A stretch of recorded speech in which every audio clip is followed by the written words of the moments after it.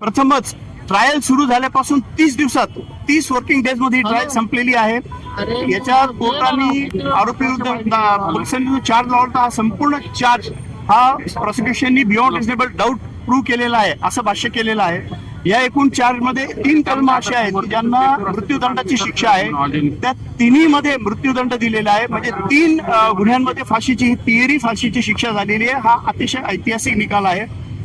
कमीत कमी वेळेत चाललेली केस आहे त्याबद्दलही कोर्टाने अप्रिशिएट केलेलं आहे. एकही तारीख न मागताही चालवण्यात आलेली केस आहे त्याबद्दलही अप्रिशिएट केलं आहे. पोलिसांनी जो तपास केलेला आहे जी चेन ऑफ कस्टडी मेंटेन केलेली आहे तेही कोर्टाने अप्रिशिएट केलेलं आहे. कोर्टाचा staff, officers, medical officers, FSL ची टीम, लॉ अँड ज्युडिशरी या सगळ्यांना कोर्टाने जजमेंटमध्ये अप्रिशिएट केलेलं आहे.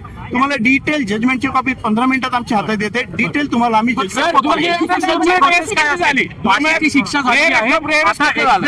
एक्झिक्युशनची आता याचं एक्झिक्युशन असं आहे की हे जजमेंटची कॉपी आता आरोपीला एक अर्धा तासात दिली जाईल आणि हे कन्फर्मेशन साठी हायकोर्टात पाठवलं जाईल. हायकोर्टाच्या कन्फर्मेशन नंतर पुढच्या प्रोसेस केले जातील.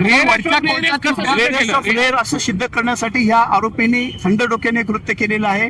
पीडित मुलगी हेल्पलेस होती, 3 वर्षाची होती आणि कोर्टाने अतिशय स्पष्ट शब्दात लिहिलेलं आहे की ह्या आरोपींनी हा फक्त वासनेपोटी केलेला आहे. त्याची जी ह्या लसची जी थ्रस्ट होती ती भागवण्यासाठी त्यांनी हा गुन्हा केला आहे. याच्या आधीचे गुन्हे केले आहे. त्यांनी यापूर्वीच्या ट्रायल फेस केला आहे. त्याची हिंमत बळावली आहे आणि त्याच्यामुळे त्याच्यात सुधारण्याची कोणती परिस्थिती राहिलेली नाहीये. त्याच्यामुळे त्याला मृत्यूदंडाशिवाय दुसरा कोणताही जर शिक्षा दिली तर ती समाजावर आणि अन्यायकारक होईल.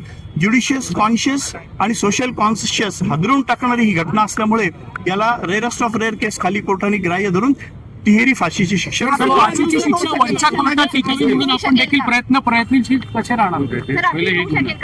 हे बघा अपील करायचा अधिकार सगळ्यांना असतो. 16 दिवस तुम्ही खटला लढला, काय कशा परिस्थितीतून तुम्ही गेला? बघा याच्यात आम्ही रात्रंदिवस मेहनत केलेली आहे. पूर्ण वेळ बसून दोषारोप पत्र बनवण्यापासून एक कागद दोषारोप पत्राचा आम्ही प्रॉपरली बनवून कोर्टासमोर ही फुल प्रूफ केस नेलेली आहे.